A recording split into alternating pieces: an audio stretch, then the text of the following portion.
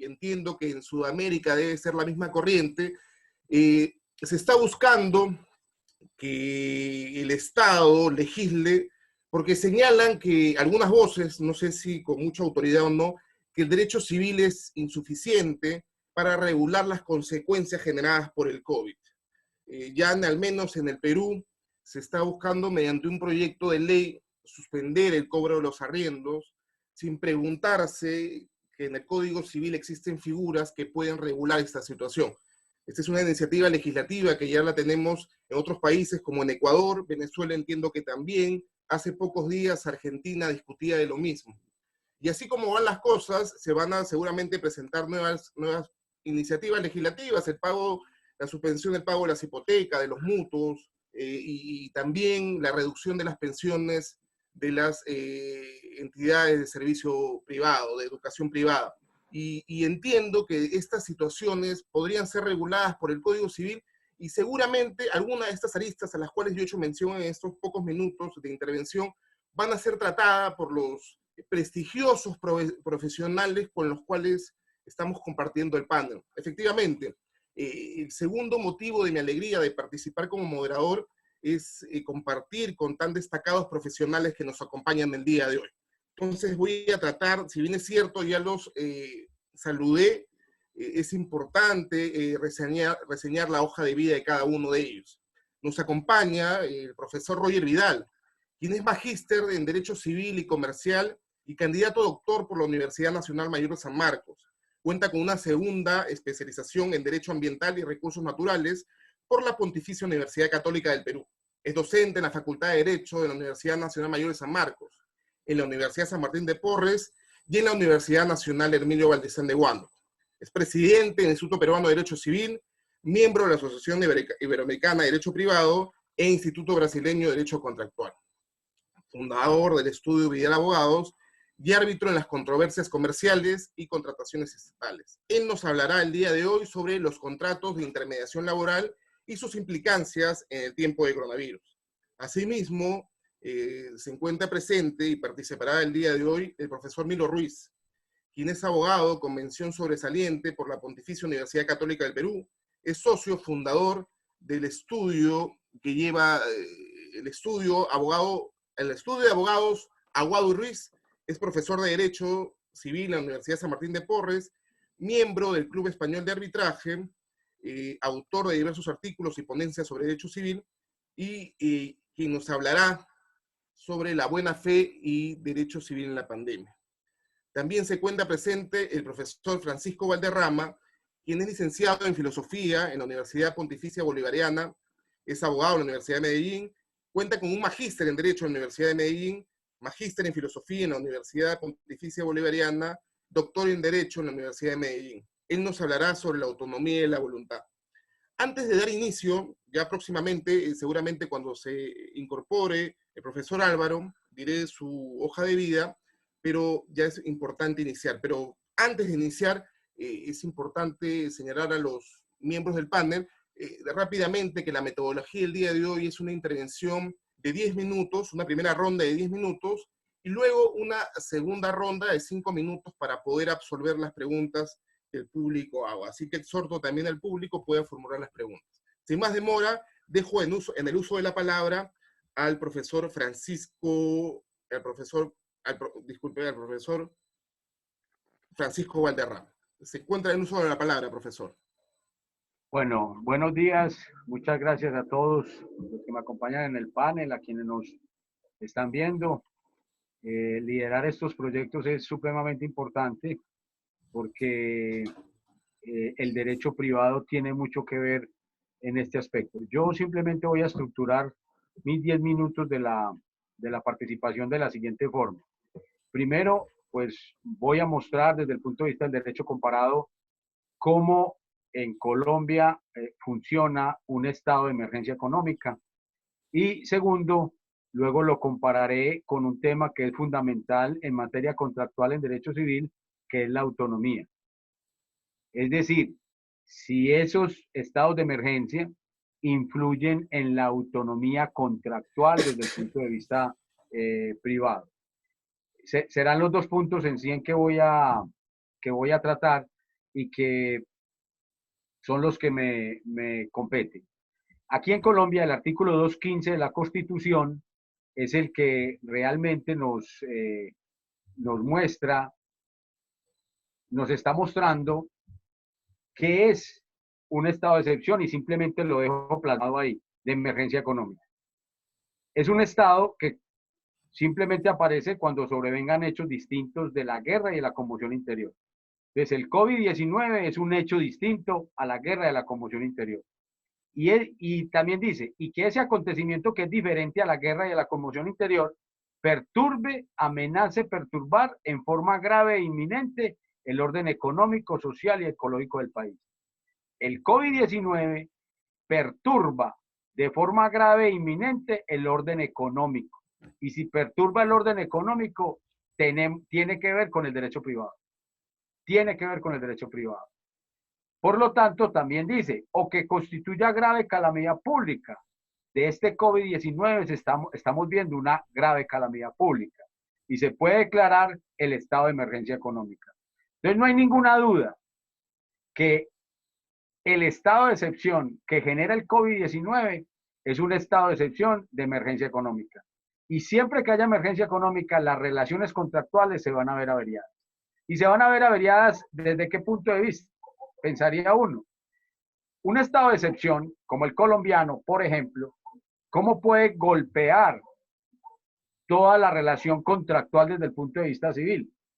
Ese estado de excepción en Colombia, si ustedes miran acá, se da por 30 días, pero que se puede prorrogar hasta 90 días, que es lo normal que están haciendo los países en Latinoamérica. Primero colocan decretos legislativos por 30 días, pero ellos pueden prorrogarlos. Donde las relaciones contractuales, pongo dos ejemplos, las laborales y las civiles están sufriendo por ese mismo estado de excepción. Aquí, por ejemplo, el presidente, cuando dicta decretos legislativos y los ha dictado por el COVID-19, es precisamente para conjurar la crisis y impedir la extensión de sus efectos. Entonces, ¿qué es lo que tenemos que tener nosotros que manejamos el derecho privado en cuanto a la relación con la autonomía privada? Pues si esos decretos legislativos es para conjurar la crisis y para impedir la extensión de sus efectos por esa calamidad que estamos viviendo, entonces, ¿dónde queda la autonomía privada en referencia a esos decretos? Entonces, me voy adelantando a uno de los temas que tocaré en este espacio que me sigue quedando, y es, por ejemplo, los contratos de arrendamiento. ¿Qué dicen los decretos legislativos en aras a la emergencia económica que generó el COVID-19 acá en Colombia? Dicen, las partes, respetando su autonomía privada, pueden, en este tiempo que estamos del COVID, pueden congelar el canon. No pueden haber intereses moratorios. Estoy hablando del contrato de arrendamiento, supongamos, de una vivienda urbana. Aquí la malinterpretación es, si se congela, ¿se está exonerando? No, se está congelando. Aquí los decretos legislativos han respetado la autonomía privada. Han respetado la autonomía privada. En eso, el estado de excepción también dice el gobierno no podrá mejorar los derechos sociales de los trabajadores. Me voy para los contratos laborales. Aquí en Colombia existe que una forma que tiene el empleador es una licencia no remunerada, pero que tiene que ser acordada con el empleado. Pero esa licencia no remunerada, el empleador tendrá que pagar la seguridad social del empleado, pero tiene que ser acordada. Y eso se ha respetado en los decretos legislativos. Porque la misma Constitución lo dice, el gobierno no podrá desmejorar los derechos sociales de los trabajadores. Y los trabajadores están amparados en una relación contractual donde hay autonomía privada. Por eso les dice, si el empleador quiere mandarlos para la casa en una licencia no remunerada, le tiene que seguir pagando la seguridad social. ¿Y por qué? Porque se debe respetar esa autonomía. Y quería decir también que aquí los decretos legislativos en Colombia tienen que ser revisados por la Corte Constitucional. O sea que es un tema que no lo desampara el derecho constitucional La Constitución aquí en Colombia es norma de normas, como en todos los países, y entonces estos decretos, que son tan peligrosos a veces porque los está manejando el Poder Ejecutivo, entonces tienen un control constitucional. Pero si yo me meto de lleno a, bueno, la Corte Constitucional aquí en Colombia ha dicho que la autonomía de la voluntad, la Corte Constitucional, en sentencia 934 del 2013, la Corte Constitucional dijo, la autonomía de la voluntad es la facultad reconocida por el ordenamiento jurídico a las personas para que dispongan de sus intereses. A pesar de que hayan decretos legislativos a causa del COVID-19, aquí se siguen respetando los intereses, porque la autonomía, la Corte que está revisando esos decretos legislativos no puede ser contraria a sus propias jurisprudencias y sentencias, que es esta que la está diciendo. Se debe respetar en la contratación privada los intereses que generan un efecto vinculante por la autonomía privada de las personas. Y por lo tanto, para crear derechos y obligaciones, dice la Corte, en la autonomía de la voluntad, se tienen que tener en cuenta unos límites generales del orden público y las buenas costumbres. No hay ninguna duda que la autonomía de la voluntad en materia civil se ve en este momento agobiada por unos límites generales del orden público. Y entonces en muchas partes de Latinoamérica, uno por ejemplo habla de el reciente Código Civil y Comercial de los argentinos que hablan de la frustración en los contratos bilaterales y de ejecución diferida, hablan de la teoría de la imprevisión, hablan de la teoría de los riesgos, eso es lo que yo digo, ¿qué nos dejará el COVID-19? ¿Qué figura jurídica en el derecho privado que desde la autonomía privada no tenga formalismo? Porque para el intercambio de bienes y servicios no podemos tener formalismo, dice nuestra Corte Constitucional aquí en Colombia, en relación a la autonomía de la voluntad. Con ello, decir, hoy el COVID-19 en el derecho privado, en el intercontractus, no presenta problemas en la etapa precontractual, no presenta problemas en la etapa de perfeccionamiento de conclusión por regla general. Hoy el COVID-19 en la contratación civil presenta problemas es en la etapa de ejecución. ¿Qué hacemos entonces en la etapa de ejecución?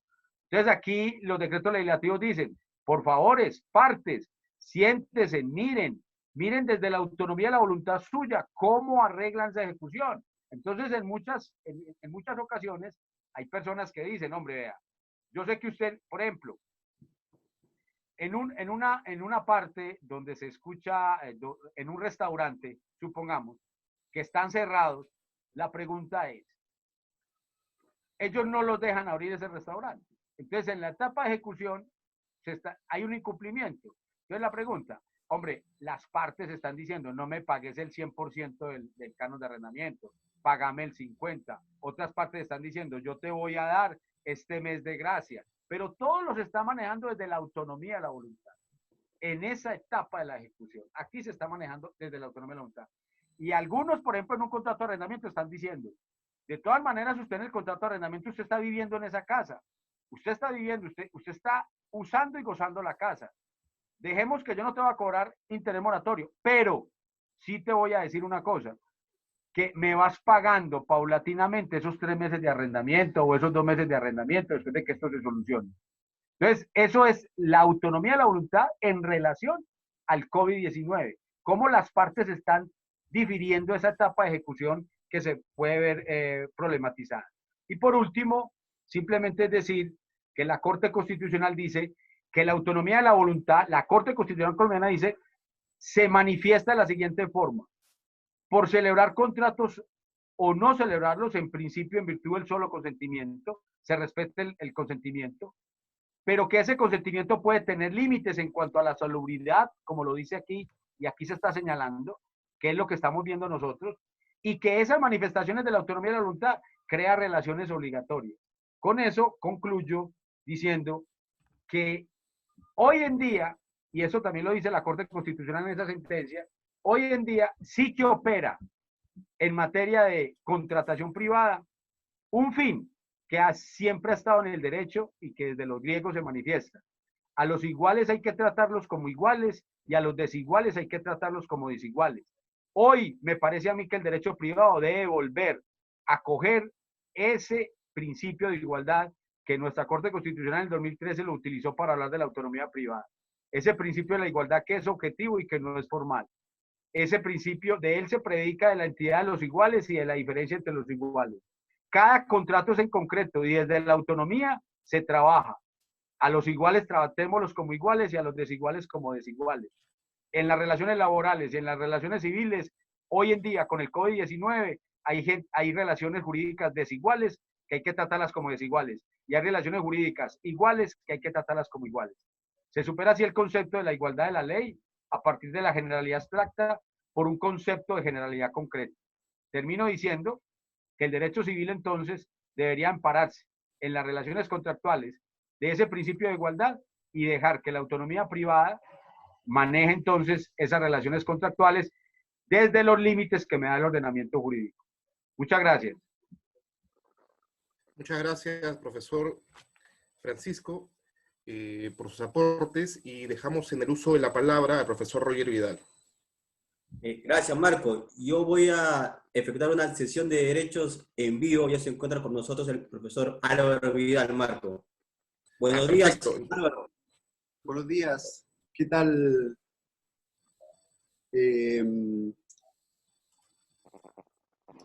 Tengo acá un problema con el PowerPoint. Ah, no, no es mío. Bien, buenos días. Primero que todo quiero agradecer al Instituto Peruano de Derecho Civil por la invitación. Es un honor para mí participar en este seminario y particularmente agradecer a Roger Vidal por su invitación y que ya poco a poco nos hemos ido conociendo, pero por redes sociales, y primera vez que tenemos la ocasión de vernos, bueno, lamentablemente por esta vía, pero bueno, es lo que estamos viviendo y es lo que nos convoca hoy día en este seminario. Voy a hablarles del caso fortuito y su impacto en el contrato, ¿no?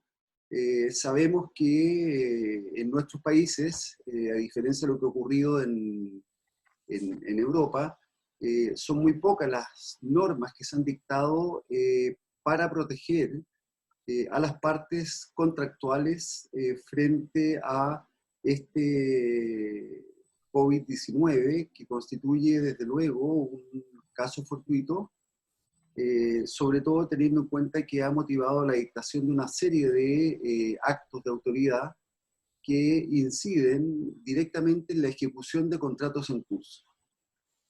Por lo tanto, cuando nos aproximamos a esta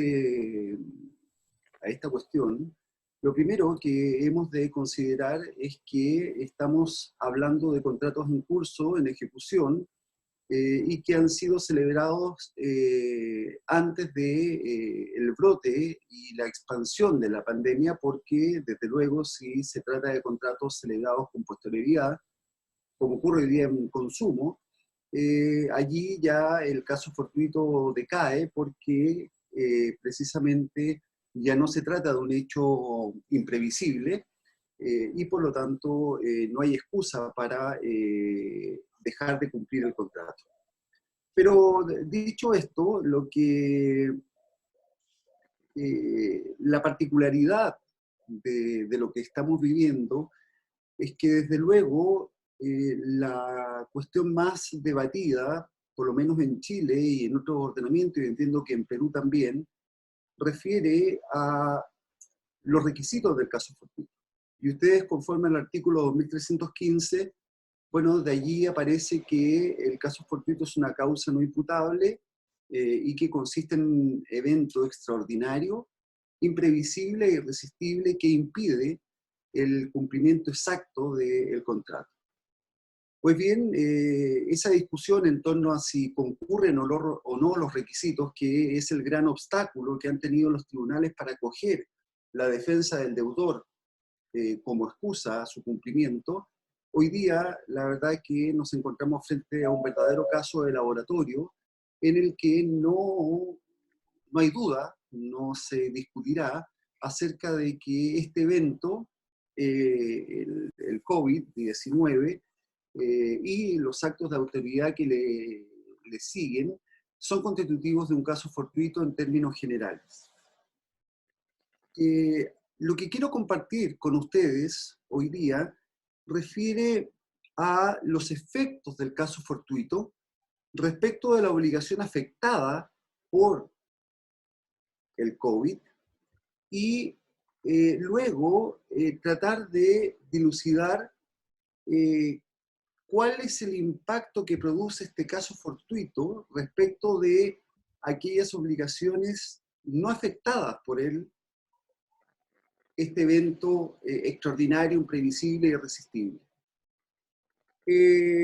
Lo primero, para poder comenzar, es asumir que el COVID constituye un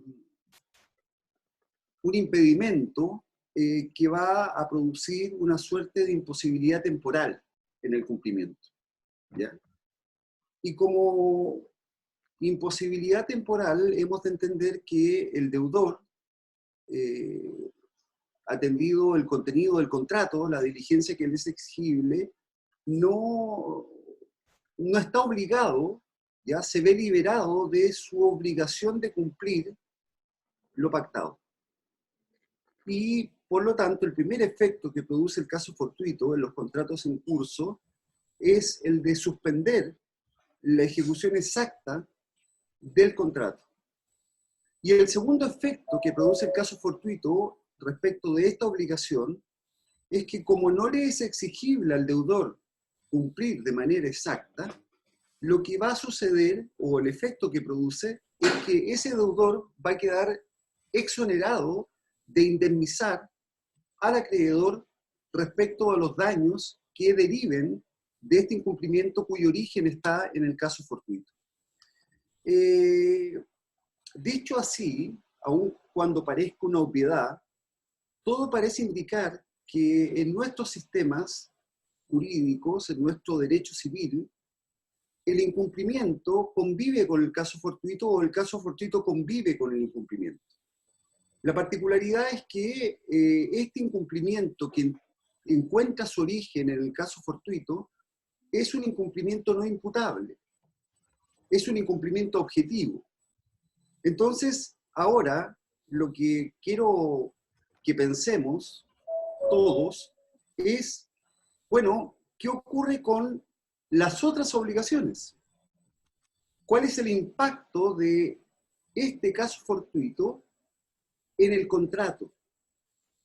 Porque, en definitiva, cuando nos preguntamos acerca de otras obligaciones y pensamos en un contrato bilateral, normalmente estas otras obligaciones o esta otra obligación, bueno, va a ser una obligación dineraria, que desde luego no hay duda y no se discute de que esta obligación dineraria no se ve afectada bajo ninguna circunstancia por el caso fortuito. Otra cosa es que nos planteemos el problema de la imprevisión o de la alteración de sobrevenida de las circunstancias. Ahora, para poder aproximarnos a este punto, debemos volver sobre la idea de que el caso fortuito origina un incumplimiento.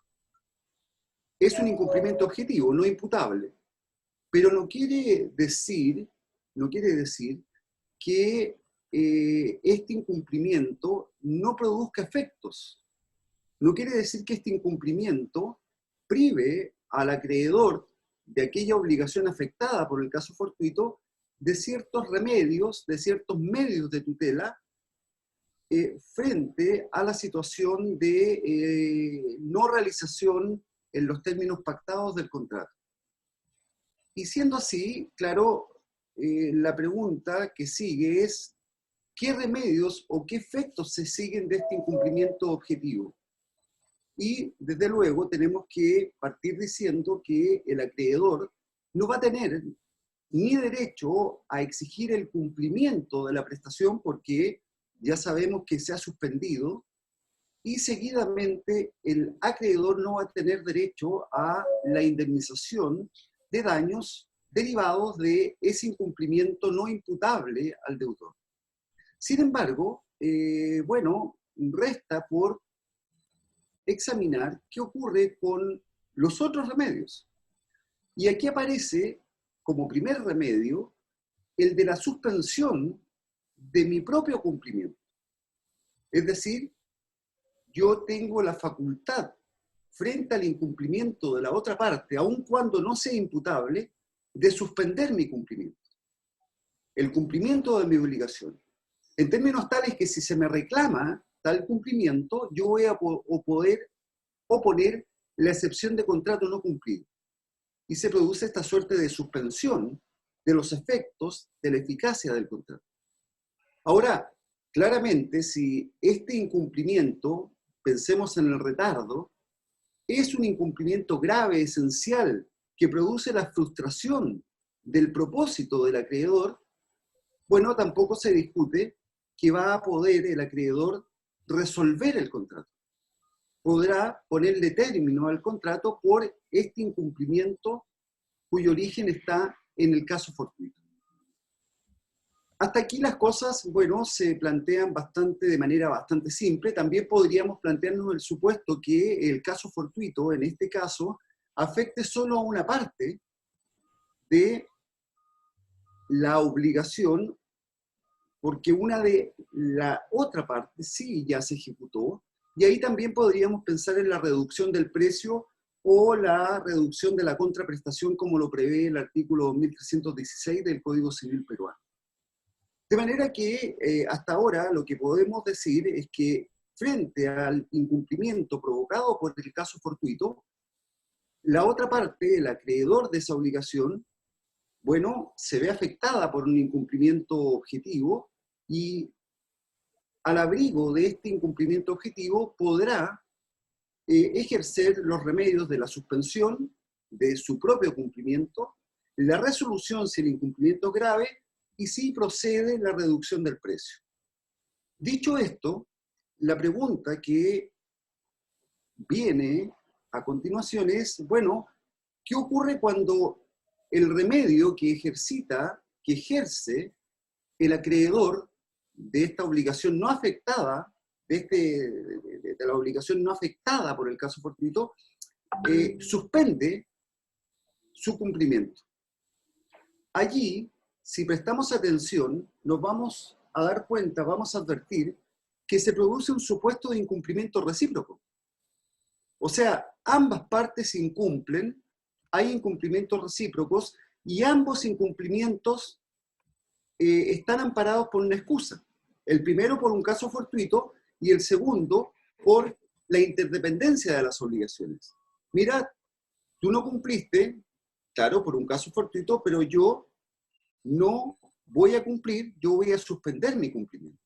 Pero objetivamente hay dos incumplimientos que concurren, que son recíprocos. Y en ese caso, si uno presta atención a lo que ha ocurrido en Chile y también en el derecho comparado, ignoro la situación del Perú, hay acuerdo en orden a que en situaciones de incumplimientos recíprocos, cualquiera de las partes, incluso la parte afectada por el caso fortuito, tiene la facultad de poner término al contrato, tiene la facultad de resolver el contrato, siempre y cuando el incumplimiento que invoque sea un incumplimiento grave o esencial. Hasta aquí estamos en el plano de las ideas, en el plano de las abstracciones, que, bueno, somos bastante proclives a quedarnos en este plano, pero yo diría, bueno, hoy día, ¿por qué no preguntarnos acerca de algunos contratos? ¿No? Y con esto ya voy terminando. Yo diría, pensemos en el contrato o en un contrato de arrendamiento para fines comerciales. Claro, desde luego, por una orden de la autoridad, el arrendatario se ve privado del goce de la cosa.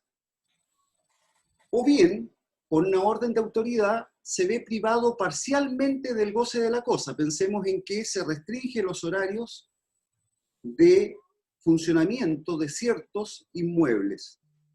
En el primer caso hay cuarentena, en el segundo hay una restricción. Desde luego, uno diría, a ver, acá la obligación de pagar la renta no se ve afectada por el COVID, ¿no? Por lo tanto, tendría que pagar la renta el arrendatario. Pero ocurre que el arrendador no nos olvidemos que se trata de un contrato de tracto sucesivo, que las obligaciones van naciendo y extinguiéndose en el tiempo. El arrendador no solo se obliga a entregar la cosa, sino que también se obliga a mantener al arrendatario en el goce de la cosa para el fin que la arrendó. Ahí aparece la obligación de garantía del arrendador. El arrendador debe garantizar al arrendatario que pueda gozar la cosa y usarla, más bien, para el fin que la contrató. Y uno normalmente este problema lo ha planteado a partir de anomalías materiales, de defectos ocultos, de acciones de terceros o del propio arrendador. Más bien, perturbaciones materiales, ¿no? Y la cuestión es qué ocurre cuando esta perturbación o esta anomalía jurídica, como ocurre en el caso del COVID. Es decir, un acto de autoridad que no es imputable al arrendador es el que impide el goce. Si prestamos atención y nos tomamos en serio la idea de que el incumplimiento es un hecho que puede o no ser imputable al deudor, bueno, podemos llegar a la conclusión de que el arrendador incumple su obligación de garantía y que ese incumplimiento no le es imputable. Y si llegamos y coincidimos en esa afirmación, bueno, tenemos a un arrendatario que es una parte afectada por el incumplimiento del arrendador, un arrendatario que no puede usar ni gozar la cosa para el fin para el que la arrendó, y por lo tanto este arrendatario tiene primero que todo la excepción de contrato no cumplido, es decir, va a poder suspender su propio cumplimiento en lo que toca al pago de las rentas, y también, si es grave el incumplimiento, podrá ponerle término o podrá resolver el contrato. Y como les decía, en este supuesto, ¿qué va a ocurrir? Se va a producir un supuesto de incumplimientos recíprocos, porque el arrendador no cumple y el arrendatario tampoco. De manera que no solo el arrendatario podrá poner término al contrato, sino que también podrá hacerlo el arrendador. Esto se discutirá en juicio, porque el incumplimiento que invoque el arrendador, en este caso, por ejemplo, el incumplimiento que invoque el arrendador va a ser, es que no me has pagado las rentas, y le va a reconvenir de pago de las rentas, y si no paga, bueno, va a pedir la resolución. Pero allí será el juez el que va a tener que sopesar si ese incumplimiento, el del arrendatario, es un incumplimiento grave, sobre todo teniendo en cuenta que aquí no se trata simplemente de que no pagó una cuota de la obligación dineraria, sino que no pagó la renta porque no estuvo en el goce de la cosa. De manera que allí encontramos una aplicación práctica de lo que estamos comentando y una solución frente a la ausencia de normas como las que se han dictado en Europa, en España, en Portugal y también en Francia, que en términos más generales, y también en Alemania, para este caso de un contrato de arrendamiento para un uso no habitacional. Y otro caso más simple es el que toca a los contratos de ejecución de obras materiales. Desde luego, allí se produce un problema por cuanto al contratista no le interesa o no le conviene invocar el caso fortuito. Pero el mandante sí podría estar interesado en hacerlo porque sobre él pesa un deber también de seguridad respecto del contratista y sus trabajadores. De manera que se produce la misma situación. Puede ocurrir que el contratista invoque el caso fortuito y paralice la obra, o puede ser que el mandante invoque el caso fortuito y no permita la ejecución de la obra. Y ahí nuevamente nos encontramos o podemos aplicar el mismo razonamiento, que hay allí un incumplimiento de cualquiera de estas partes. Y la otra podrá suspender el cumplimiento de su obligación, o bien poner término al contrato. Pero lo cierto es que cuando pensamos en el contratista, que es el afectado por el acto de autoridad porque dicta la cuarentena y él paraliza la obra, claro, desde luego, el mandante no se ve obligado a pagar el precio. Otra cosa es qué vamos a entender por precio, que es una gran discusión en la práctica, ¿no? Pero lo cierto es que aun cuando el contratista es el afectado por el caso fortuito, al producirse esta situación o este supuesto de incumplimientos recíprocos, la pregunta es, bueno, ¿quién es el titular de la facultad para poner término al contrato? Bueno, cualquiera de las dos partes, siempre y cuando el incumplimiento que invoque sea un incumplimiento esencial. Y claro, uno dirá, pero ¿cuándo no será esencial? Por ejemplo, pensemos en que la paralización de la obra se produce cuando ya está prácticamente concluida. Allí, desde luego, si el mandante pretende poner término al contrato por esa falta de ejecución, es muy probable que un juez considere que no hay incumplimiento grave y por lo tanto no hay lugar a la resolución. En conclusión, y con esto termino, todo parece indicar que el COVID nos ha invitado a reflexionar acerca del caso fortuito y a pensarlo no solo respecto de el efecto que produce respecto a la obligación afectada, sino que hoy día nos vemos en la obligación de pensarlo respecto de el contrato, del impacto que produce en el contrato, y este impacto lo vamos a calibrar o lo vamos a medir si es que estamos de acuerdo en que hay incumplimiento por parte de ese deudor afectado por el COVID, y ese incumplimiento, como todo incumplimiento, produce efectos. No todos, pero sí produce efectos. Muchas gracias. Muchísimas gracias, doctor Álvaro Vidal. De forma previa a dar el uso de la palabra al profesor Roger, no pudimos hacer reseña en la hoja de vida del profesor Álvaro Vidal y lo hacemos en este momento en forma de integración. El profesor Álvaro Vidal Olivares, recordemos, es licenciado en Derecho por la Pontificia Universidad Católica de Valparaíso, Chile, doctor en Derecho por la Universidad Autónoma de Madrid, catedrático de Derecho Civil por la Pontificia Universidad Católica de Valparaíso, es director del Departamento de Derecho Privado, es además árbitro y abogado integrante de la Corte de Apelaciones de Valparaíso. Muchísimas gracias, profesor Álvaro Vidal. Muchas gracias. Ahora sí, el profesor Roger, muchísimas gracias. Queda en el uso de la palabra, profesor Roger Vidal. Gracias. Bien, en forma muy breve, no sé si Marcos puede ver lo que estoy compartiendo. A ver, déjame. No. Disculpen un segundo, quiero compartir una presentación, pero creo que no se puede.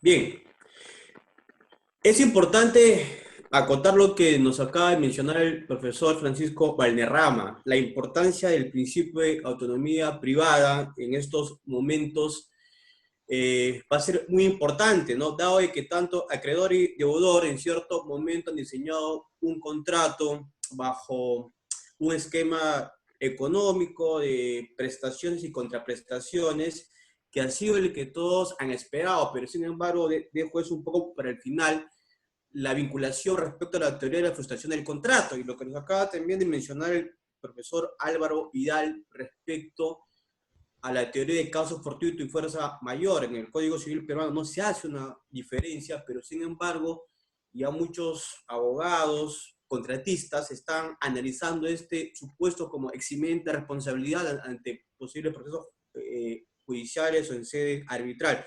Pero sin embargo el tema que vamos a reflexionar es respecto al contrato de locación de servicios en el rubro de intermediación laboral, para lo cual es importante hacer un análisis muy rápido respecto a cómo se encuentra regulado en el Código Civil el contrato de locación de servicios, ¿no? Tenemos dos elementos muy importantes que viene a ser el locador y viene a ser el comitente. El locador es esta persona jurídica natural que va a brindar una prestación que puede ser de dar, hacer, y que lo va a hacer en favor del comitente, que viene a ser el acreedor. Es importante establecer que no existe un contrato bajo la figura de la subordinación. En algunas ocasiones en materia laboral se suele confundir o se encubre una relación laboral o de trabajo mediante el contrato de locación de servicios.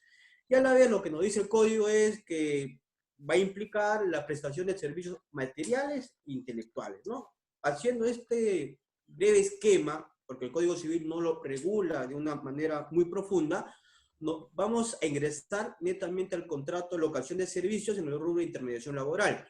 De por sí, antes de la pandemia, cuando uno acudía a una entidad financiera, dígase banco, un supermercado, a una oficina, siempre encontramos un personal de limpieza muy importante en toda empresa y que tenía la característica de llevar un uniforme distinto a cualquier trabajador de un banco, de un supermercado, y que tenía un número telefónico y un logotipo, con lo cual uno se puede dar cuenta a primera vista que el operario de limpieza no forma parte de la planilla o del conjunto de colaboradores, ¿no?, de esta empresa, supermercado, gimnasio, banco, etc.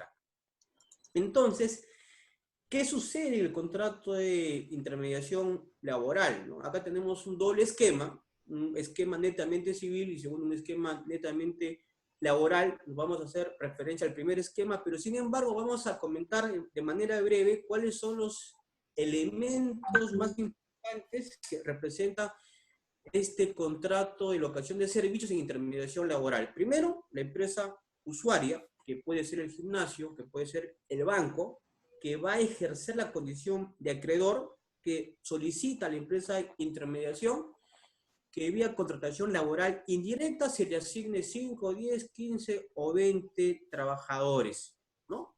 No es lo mismo tener trabajadores de limpieza en una clínica que en una empresa minera o en una empresa que se encuentra bajo la fabricación de cierto producto alimentario.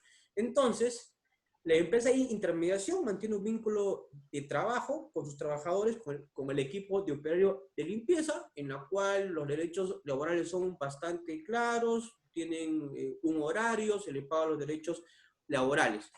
Pero en el contrato de locación van a haber cláusulas contractuales muy interesantes, ¿no? De manera muy breve, la primera es la cláusula de garantías y de declaración, en la cual de manera muy expresa se deja constancia quien tiene el vínculo laboral es la empresa de intermediación y no la empresa usuaria o el cliente de la empresa de intermediación. Establece que tiene alta experiencia en el rubro de limpieza, que cuenta con la autorización del Ministerio de Trabajo para que realice ese tipo de actividades, y en general van a ingresar muchas cláusulas, como la famosa cláusula de indemnidad, ¿no? En el supuesto que exista, pues, una denuncia penal, administrativa por derechos laborales, sanciones, multas. Se me ocurre en estos días, ¿no?, que un trabajador de limpieza que trabaja en un banco se enferme de COVID y el empleador no le da el sustento médico, tranquilamente se podría imponer esta denuncia en la SUNAFIL, la autoridad que investigue y sanciona en el Perú. Y en general, muchas cláusulas como la de confidencialidad, la cláusula de no competencia, cláusula de interpretación del contrato, la cláusula de resolución de contrato, y también, como lo comentaba el profesor Álvaro Vidal, también en algunos contratos se establece la cláusula de caso fortuito y fuerza mayor. Entonces, con lo cual, la primera conclusión muy breve es que el contrato de intermediación laboral mediante locación de servicios es un contrato civil. Se va a establecer obligaciones de dar, hacer y no hacer de manera muy amplia, y en la cual también se van a aplicar compliance, directivas traídas por empresas transnacionales que se van a transmitir en este contrato. En este contrato de intermediación laboral, ¿cuáles son las contingencias más usuales, ¿no? Y eso un poco también lo traemos a la coyuntura vigente. Accidentes de trabajo, ¿no? Un ejemplo muy simple. En el Perú tenemos actividades que están siendo permitidas por el estado de emergencia, dígase relacionadas a la fabricación de alimentos, el transporte de alimentos como primer rubro, y como segundo rubro las entidades bancarias. Un ejemplo muy hipotético: ¿qué pasaría si los trabajadores de limpieza se encuentran en una fábrica de galletas y estos no cuentan con las mascarillas, con los protocolos que el Ministerio de Salud y el Ministerio de Trabajo ya están implementando, y esta persona se enferma de COVID? Aquí las grandes preguntas, ¿no? Causa imputable a la empresa de intermediación, a la empresa usuaria, pero sin embargo hoy en día es una alta contingencia. Volviendo un poco al tema de los contratos de locación de servicios en este rubro, las contingencias son pues multas, penalidades que se pueden interponer por un servicio defectuoso, etc. Bien, vamos a dejar dos ideas muy importantes respecto al contrato de intermediación laboral en los presentes días. A ver, el primer tema es siempre ubicarnos en el contexto, ¿no? Me parece que, si mal no recuerdo, fue un domingo, el 12 de marzo, que el Estado peruano impuso el estado de emergencia, y en la cual autorizaron ciertas actividades como alimentación, bancos, el servicio de hospitales o de clínicas para que puedan seguir operando, y la gran mayoría de negocios, dígase restaurantes, otro tipo de actividades quedan suspendidas. Entonces, si nos vamos un poco a ubicar con un ejemplo muy sencillo, en los colegios y universidades, la mayoría de colegios y universidades tienen personal de limpieza vía este contrato de locación de servicios. Entonces, si yo tenía un contrato por 2 años o por 1 año, la gran pregunta es, ¿qué sucede con los trabajadores de limpieza, ¿no? Si de pronto se puede renegociar el contrato, si existe la cláusula de reducción o ampliación de la tarifa, ¿no? Porque si tengo trabajadores de limpieza que van a estar asignados a estos lugares permitidos por el estado de emergencia, digas el rubro de alimentos y el rubro financiero, la pregunta es, ¿no se estará incrementando un costo dado de que la empresa de intermediación laboral, a fin de cumplir con la prestación, tiene que solventar mascarillas 3M de alta protección, uniformes, mayores insumos? Entonces, es importante determinar que en estos temas, lo importante que sería plantear, y eso ya lo dejo para la parte final, ¿no? La resolución del contrato parcial. Tengo una empresa de intermediación que tiene en un cliente 10 locales, ¿sí? De pronto evaluar cuáles son estos locales que se encuentran bajo el amparo del estado excepcional de emergencia, de pronto dejar sin efecto el contrato sin causa inimputable en ninguna de las partes, sin ningún tipo de resarcimiento, y analizar cuáles son los mecanismos que el Código Civil nos provee. Ya nos comentaba Marco, hay una gran discusión que se está generando en sede peruana respecto a que si el Código Civil peruano puede responder a estos supuestos del contrato de arrendamiento. Acá les pongo un claro ejemplo en el contrato de locación de servicios, ¿no? Y tengamos en cuenta que el contrato de locación de servicios es muy amplio. Puede ser que tenga un estudio de abogados, un contrato sujeto a plazo, una empresa que se encarga de realizar consultorías en materia de ingeniería, de economía, los servicios en diversos peritajes. En realidad es importante esto, y esto yo lo voy a dejar para la última parte de mi intervención. Muchas gracias, Marco. Muchas gracias, Roger. En este momento damos el uso de la palabra al profesor Milo Ruiz. Milo, estás en el uso de la palabra. Buenos días con todos. Un gusto saludar a los profesores de Colombia y Chile, al profesor Vidal, al profesor Silva Santisteban. Yo quiero ser muy corto, teniendo en cuenta que ya estamos en la parte final de la primera ronda de la exposición, y hablar un poco sobre el derecho civil y la buena fe en el marco de la pandemia.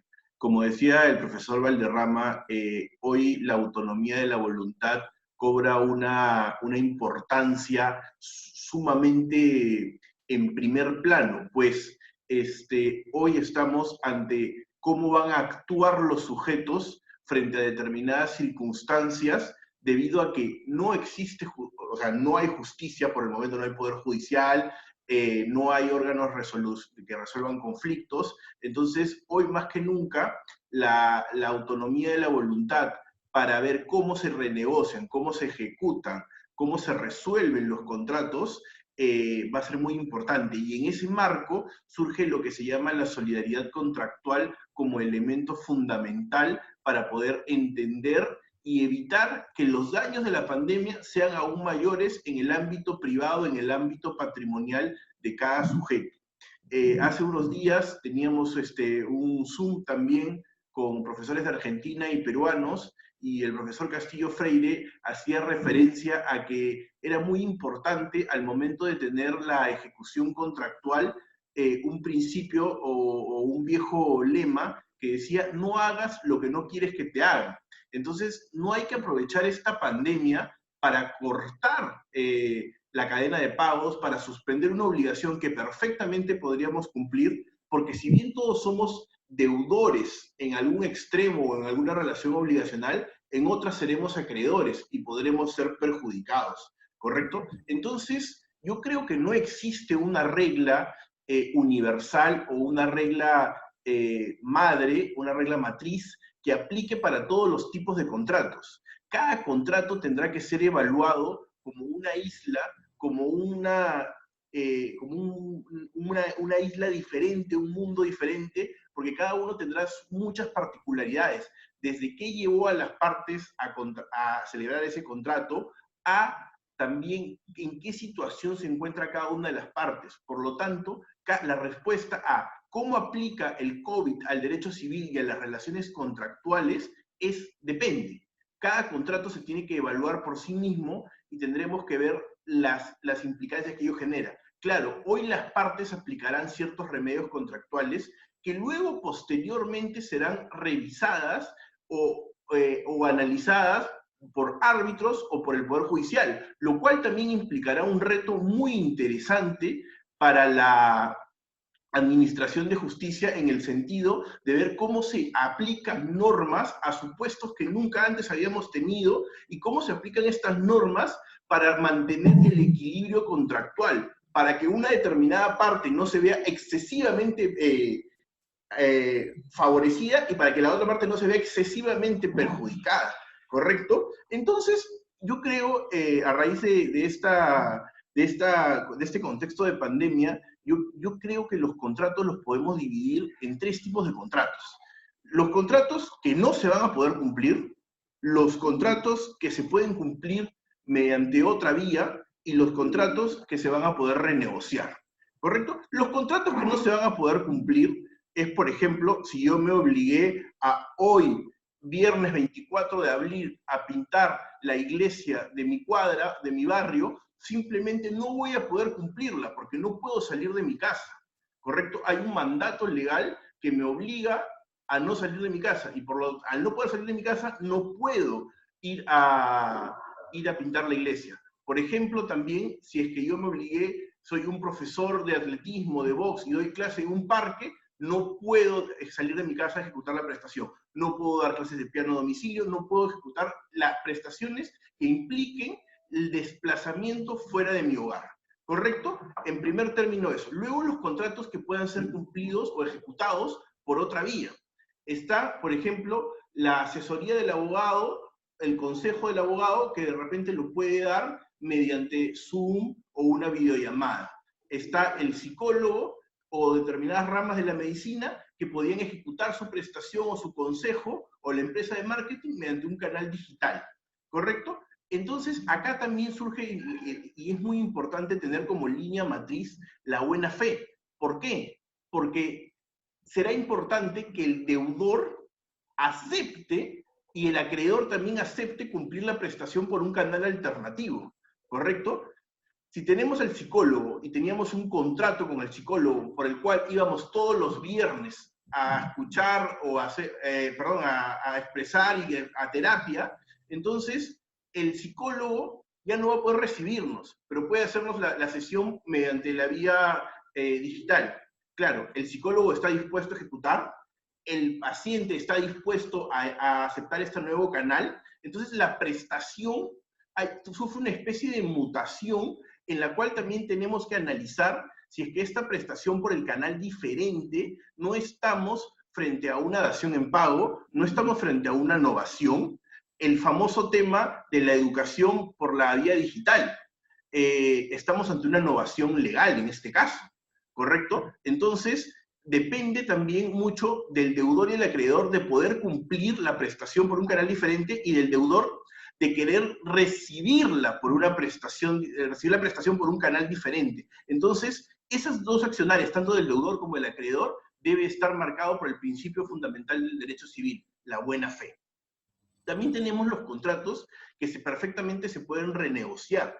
Por ejemplo, tenemos una pareja de enamorados que se iba a casar hoy, 24 de abril. Lo que hace esta pareja es posponer el matrimonio. Había contratado a un famoso DJ para la fiesta. Entonces, si la pareja, aún después de la pandemia, se quiere casar, lo que deberá hacer es renegociar el contrato con el DJ para ver si es que ambos tienen utilidad e interés en la ejecución posterior de la prestación.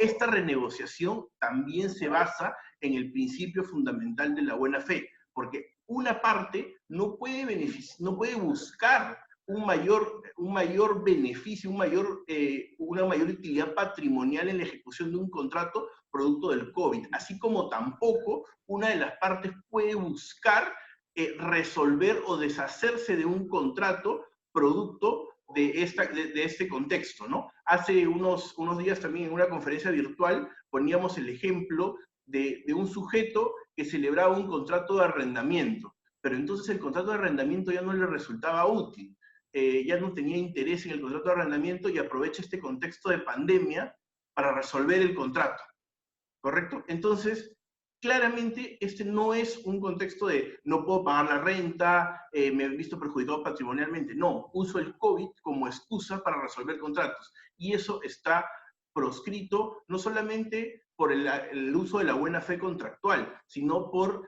además incurriríamos en un tema de abuso del derecho, incurriríamos en un tema de falta de solidaridad, y que es lo que más debe existir en contextos como el actual de pandemia. ¿Correcto? Entonces, tenemos que buscar, creemos, la renegociación de los contratos en el marco de la buena fe. Esta renegociación tiene que darse en un contexto en que ambas partes entiendan al otro. Porque si no entendemos al otro, no nos ponemos en los zapatos del otro sujeto, va a ser muy difícil lograr una renegociación. Estamos en un contexto en el cual debemos ejercer la autonomía privada que nos brinda el derecho civil con suma responsabilidad, ¿correcto? Porque estamos ante supuestos nunca antes vistos. Estamos ante un supuesto que no creíamos que iba a pasar. Los que hemos tenido la oportunidad de dictar clases en la universidad, seguramente explicábamos, si alguna vez ocurre una pandemia, si alguna vez nos viene un ataque zombie, si alguna vez pasa tal cosa, podríamos aplicar esta herramienta. Bueno, hoy nos vinieron muchas figuras jurídicas al mismo tiempo y no sabemos cómo aplicarlas o no tenemos la experiencia. Entonces acá incurre, además de la responsabilidad de las partes, también se tiene como un especial matiz la responsabilidad del abogado para aconsejar de manera coherente y de manera de buena fe. Hoy tenemos algo que no tenemos usualmente, que es tiempo para debatir previamente cómo aplicar determinadas figuras. Entonces los abogados tenemos una responsabilidad para en este espacio reflexionar y ver cómo aplicamos las figuras para no generar un desequilibrio contractual. Tenemos que ver, por ejemplo, aplicando la ley peruana, si es que aplicaremos la frustración del contrato, si aplicaremos la resolución sin culpa de las partes, la teoría del riesgo sin culpa de las partes, el artículo 1138 del Código Civil, si es que aplicaremos la excesiva velocidad de la prestación o no, si aplicaremos excepción de incumplimiento, el 1426 o no, pero tenemos un espacio de debate, de sana crítica, pero siempre en el marco de la buena fe. ¿Correcto? Entonces yo estoy repitiendo mucho buena fe, buena fe, buena fe.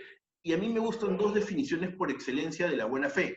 Una, que es la del profesor Díez Picasso, que señala que es un estándar de conducta arreglada a los imperativos éticos exigibles. Esa me parece una muy buena definición para entender qué es la buena fe. Y también la del profesor Máximo Bianca, que señala que la buena fe es una regla de conducta que asume mucha importancia en el ejercicio de la autonomía y la voluntad. Justo lo que estamos hablando en este momento. El ejercicio de la voluntad como marco ideal para poder ejercer la buena fe y tener ese contexto de no aprovecharnos frente al otro en una etapa de ejecución contractual. Claro, como decía el profesor Francisco Valderrama también, hoy tal vez la mayor parte de la discusión no está en la etapa prenegocial o en la etapa de la celebración del contrato, sino la discusión está en la etapa de ejecución contractual. ¿Qué va a pasar con ese contrato de arrendamiento? ¿Qué va a pasar con ese contrato de suministro? Particularmente en los contratos de ejecución continuada o de tracto sucesivo, porque los contratos de ejecución instantánea tal vez no generen un mayor problema, ¿correcto? Entonces, yo particularmente soy de la idea que nuestro Código Civil sí tiene las respuestas adecuadas para las figuras que estamos viviendo. Solamente es cuestión de aplicarlas y analizarlas en el marco de la buena fe. Creo modestamente que está bien que no se dicten normas de excepción, porque estas normas de excepción pueden ser usadas en muchos casos de mala fe y aprovechadas en contextos que no necesariamente beneficien al equilibrio contractual. En todo caso, si buscamos preservar el equilibrio contractual, la respuesta, creemos, no está en las normas de excepción, sino la respuesta está en nuestras propias figuras ya reguladas. Como decíamos, la excesiva onerosidad de la prestación, la resolución sin culpa de las partes, la excepción de caducidad en el plazo, y así sucesivamente, ¿correcto? Este es un espacio de diálogo, este es un espacio que debe servir a los abogados y a las partes para evitar conflictos, porque no es una duda que luego de esto va a venir un segundo remesón, por decirlo de alguna manera, cargado de conflictos entre las partes, particularmente en el derecho civil. Entonces, tenemos que evitar eso en base a la renegociación y la buena fe. No podremos evitar todos los conflictos, pero podremos aconsejar a nuestros clientes a una renegociación y a prevenir el conflicto, que creo que es la principal responsabilidad del abogado litigante. Pero si es que una vez se llega a la etapa de judicial o arbitral, será muy interesante analizar y ver cómo es que esta responsabilidad asumida por los jueces y árbitros es aplicada en el marco de las figuras ya existentes para aplicar un equilibrio contractual siempre en el marco de la buena fe. Entonces, la buena fe en el derecho civil tiene que aplicar a las partes en primer lugar, a los jueces y árbitros, pero también a los abogados que damos los consejos. Muchas gracias. Muchas gracias, Milo. Y bueno, terminada esta primera ronda, creo que ha quedado más o menos claro que el derecho civil sí puede coberturar las relaciones que se generan en virtud de esta pandemia. Concuerdo con Milo que el tema de la renegociación es importante. Dado que estos incumplimientos que se están generando con la pandemia, como lo señalaba el profesor Álvaro, son por casos fortuitos o fuerza mayor, por no culpa de las partes. Y en el tema de la renegociación, creo que cobra importancia la autonomía, ¿no? Como el pilar del derecho privado al que se refería el profesor Francisco.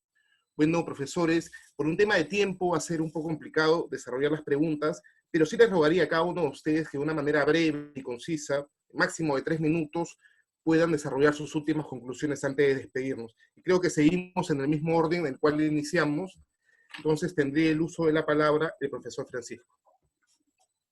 Bueno, primero felicitar a todos mis compañeros, al doctor Marco, muchas gracias por su genial conducción de este live. Simplemente para concluir, la importancia tiene que ver que no es necesario en los países latinoamericanos crear, como dice el doctor Milo, excepcionalidades porque nos vamos a confundir más. Lo que tenemos que hacer es utilizar nuestras normas de los códigos pertinentes, porque yo creo que hay las suficientes ilustraciones y las suficientes instituciones para poder entender cómo puede ser la solución en la etapa de ejecución del contrato, porque realmente creo que ahí es donde va a estar el problema. Y en esos contratos que se van a renegociar, porque hay contratos que se están cumpliendo normalmente. Por ejemplo, los contratos de los profesores universitarios en Latinoamérica se están cumpliendo normalmente. Ya, nosotros estamos dando clase virtual, pues se están cumpliendo normalmente. Pero hay otros contratos que tenemos que tener otras estrategias, pero que esas estrategias tampoco son totalmente alocadas, sino que son estrategias que se pueden tener como otras profesiones, bien lo decía el doctor Milo, por ejemplo, la psicología. Entonces, si usted me puede atender vía virtual, pues lo podemos utilizar. Que es algo que ayer leía, por ejemplo, al director de las pruebas PISA, y el director de las pruebas PISA a nivel mundial decía, tienen que cambiar de contexto muchas cosas. Y si algo va a cambiar es la parte de la educación. Entonces, en ese aspecto, concluyo diciendo, es fundamental creer en la autonomía, la voluntad, que es lo que me corresponde en el tema que me dio la posibilidad el Instituto Peruano de Derecho Civil les pudiera exponer brevemente. Yo creo que con la autonomía y la voluntad las partes pueden renegociar muchas cosas, siempre y cuando se cumpla lo que mis compañeros han dicho. Uno para renegociar las cosas necesita la buena fe, pero es que la buena fe es un principio que atraviesa todos nuestros códigos. Es imposible entender la autonomía de la voluntad sin la buena fe. Entonces, sí creo yo que muchos contratos no necesitan formalismo, muchos contratos son consensuales como están en nuestros códigos. Le diría al doctor Vidal, por ejemplo, entre Chile y Colombia, que tienen códigos civiles tan semejantes, esos contratos que dicen nuestros códigos son reales, solemnes y consensuales, pues miremos esos consensuales que son un montón, que hay mucha compraventa consensual, que hay mucho arrendamiento consensual. ¿Por qué no aprovechamos la autonomía de la voluntad y que las partes desde la buena fe lleguen a un buen fin? Muchísimas gracias, profesor Francisco. Y damos el uso de la palabra para que pueda emitir sus conclusiones al profesor Álvaro Vidal. Profesor Álvaro Vidal, está en el uso de la palabra. Bien, muchas gracias nuevamente. La verdad que, como una apreciación general, yo me temo que la buena fe es un dispositivo bastante importante a la hora de resolver estos conflictos que se van a suscitar, pero el problema que nos ofrece la buena fe es que es un concepto tan amplio y es una válvula prácticamente, que sin dejar de estar de acuerdo con el profesor Ruiz, me temo que mientras no nos pongamos de acuerdo acerca de qué vamos a entender por la buena fe, y nos limitamos a decir que de acuerdo a la buena fe tal o cual cosa, ello puede suponer una situación de incertidumbre importante en los ciudadanos, sobre todo que tenemos un sistema judicial que en general no funciona de la manera que quisiéramos, y eso por lo menos la experiencia colombiana la conozco bastante, y por noticias me ha llegado también que algo similar ocurre en Perú, de manera que aunar criterios en esta materia es sumamente complejo. Y por otro lado, si bien lo que intenté fue mostrarles que el Código Civil nos ofrece ciertas soluciones para enfrentar los incumplimientos producidos por la pandemia, creo que tenemos un límite importante que refiere a ciertos contratos, por ejemplo, los contratos de arrendamiento para uso habitacional y los contratos de arrendamiento, los contratos de préstamo, ya, o mutuos, celebrados con instituciones financieras, donde allí el caso fortuito no llega. Y tampoco la buena fe va a poder atajar los cobros o las realizaciones en remate, en subasta pública, y lamentablemente en esa materia sí, mientras no se dicte una ley, como ha ocurrido en Europa, vamos a tener el problema de un endeudamiento muy alto y de terminaciones de contrato que no va a haber manera que ni siquiera la buena fe pueda atajarla, y tampoco como se trataría de un supuesto de imprevisión, no habría manera de obligar a una renegociación o llegar a la resolución del contrato. Ahora, claro, el problema o el desafío está en cómo vamos a enfrentar o qué leyes debiesen dictarse, porque desde luego nuestra realidad no tiene nada que ver con la realidad europea, donde sí existe una serie de parámetros en los que podemos medir a quién vamos a proteger y a quién no, pero en nuestros países, donde este tipo de medidas, si se adoptan con cargo a sueldos mínimos, con cargo a vulnerabilidad económica, va a quedar afectada, claro, vamos a proteger a un cierto sector de la población, pero la clase media es la que va a quedar protegida. Y sabemos que en nuestros países, que son países que en los que no hay un estado de bienestar, ¿no? No tenemos un estado de bienestar, esa clase media va a quedar, con contratos de arrendamiento finiquitados, va a quedar con deudas, con realizaciones de bienes. Entonces yo creo que habría que pensar, o tendríamos que pensar todos, en una ley de emergencia que dé solución a estos casos puntuales, y particularmente estoy pensando en el arrendamiento para usos habitacionales y en los créditos bancarios, que desde luego no tenemos manera el Código Civil por más que forcemos la norma, nuestro Código Civil no va a dar una solución a ese tipo de inconvenientes, porque el caso fortuito derechamente no aplica. Eso, y muchas gracias. Muchísimas gracias, profesor Álvaro.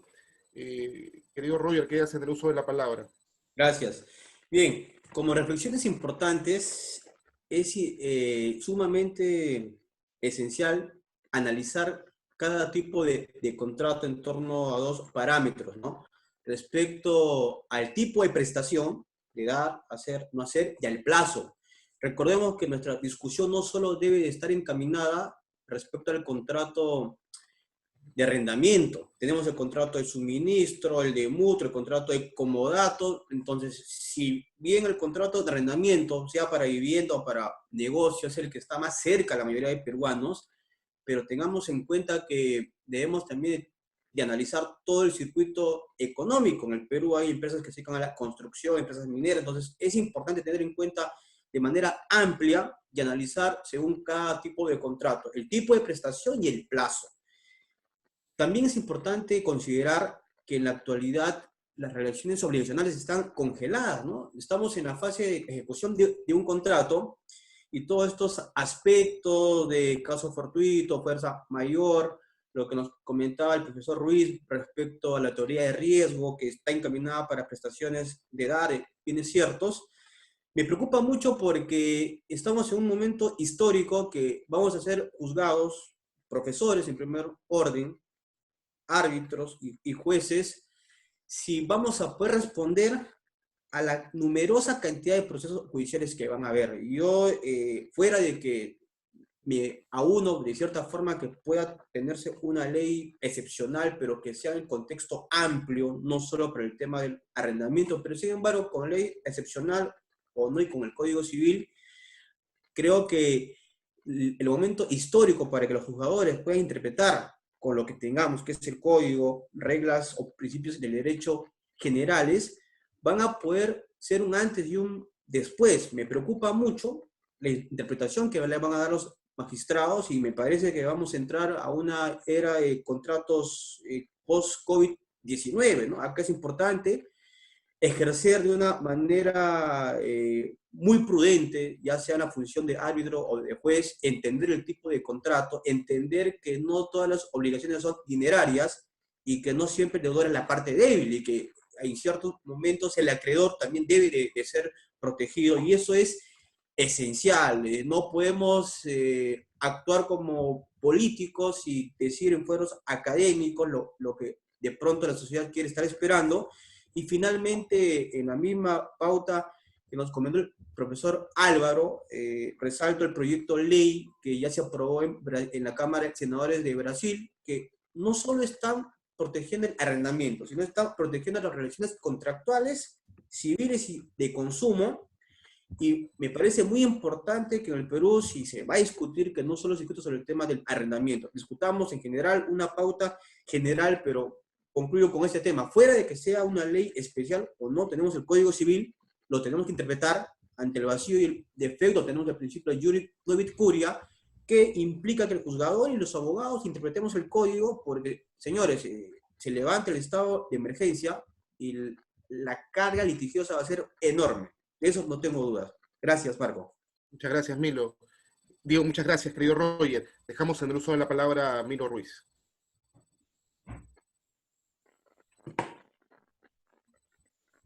Muchas gracias, Marco. Sin duda ha sido un honor poder intercambiar ideas con el profesor Vidal, con el profesor Valderrama, con el profesor Roger, y creo que sin duda todos coincidimos en que estamos ante un desafío para las partes, un desafío para los abogados, un desafío para los administradores de justicia. Yo creo, y soy un fiel convencido, en que tengo absoluta confianza en que las partes van a poder llegar a un acuerdo en muchos casos, en que las partes van a hacer un ejercicio responsable de sus derechos, y creo también que tengo una absoluta certeza de que nuestro Poder Judicial va a reaccionar correctamente y va a administrar justicia de la forma adecuada. Tenemos a los correctos jueces en las diversas instancias que van a aplicar las normas correctamente. Pero también es importante señalar que tenemos que adaptarnos, y tenemos que adaptarnos tanto como deudor como acreedor, como decía Roger, porque hoy no necesariamente el deudor es la parte débil. El acreedor también puede haber visto muchas veces frustradas, no en el término civil, sino en el término de expectativa, sus derechos, y entonces aquí estamos ante un contexto en el cual tenemos que entender cada contrato, porque cada contrato requiere una utilidad, presenta un interés, presenta un contexto diferente, y por lo tanto debemos entender, no es lo mismo interpretar un contrato celebrado entre dos personas naturales por un arrendamiento, como no será lo mismo un arrendamiento de maquinaria de una gran empresa a otra empresa que se dedica al arrendamiento de maquinaria, ¿correcto? Entonces hay que entender cada contrato en el contexto que se da. Respetando todas las opiniones, creemos que el Código Civil peruano tiene las respuestas, y será muy importante que las partes se puedan adaptar a los nuevos contextos y a las nuevas formas para aceptar el cumplimiento siempre y cuando satisfaga su interés. Porque si tenemos un canal alternativo para cumplir con la prestación, el deudor debe dar las facilidades y el acreedor también debe dar las facilidades. Recordemos que el pago no solamente es una obligación del deudor, sino también es un derecho del deudor, ¿correcto? Entonces, podemos adaptarlo esto a diversos canales, y no debemos entender el principio de identidad como un imperativo rígido que haga que se frustre el cumplimiento de los contratos. Debemos adaptarnos y no entender esto como, si no me das exactamente lo que habíamos pactado, el contrato se resuelve. Podemos renegociar, estamos de acuerdo que estamos frente a una categoría amplia y abstracta, pero es ahí donde surge la importancia de los que interpretan el derecho para aplicarlo correctamente, ¿no? Y sobre todo remarcar la importancia de que cada contrato es un mundo, cada contrato es una isla, cada contrato requiere una interpretación particular, y que habrá que entenderlo, que no es lo mismo interpretar o ver los remedios contractuales entre dos sujetos del derecho, dos personas naturales de derecho privado, que entenderlo entre dos empresas, ver cuál es la necesidad de la empresa, el rubro de la empresa, si es que el rubro ha sido golpeado o no, entender la utilidad de cada prestación, y en muchos casos entender también que la resolución podrá ser el mecanismo ideal para que ambas partes dejen de perjudicarse con un contrato que ya no les sirve, ¿correcto? Todo esto siempre en el marco de la buena fe y en el ejercicio responsable de los derechos. Muchas gracias. Muchas gracias, Milo. Y bueno, señores, ya no hay tiempo para más. Solamente me queda agradecerles a todos por su participación, agradecer al público por su constante intervención. Y nada, ha sido un honor compartir con ustedes. Hasta una próxima oportunidad y muchísimas gracias. Gracias. Vale, hasta luego. Gracias a ustedes. ¿Ah? Muchas gracias. Hasta luego, adiós. A todos, gracias. Adiós. Adiós.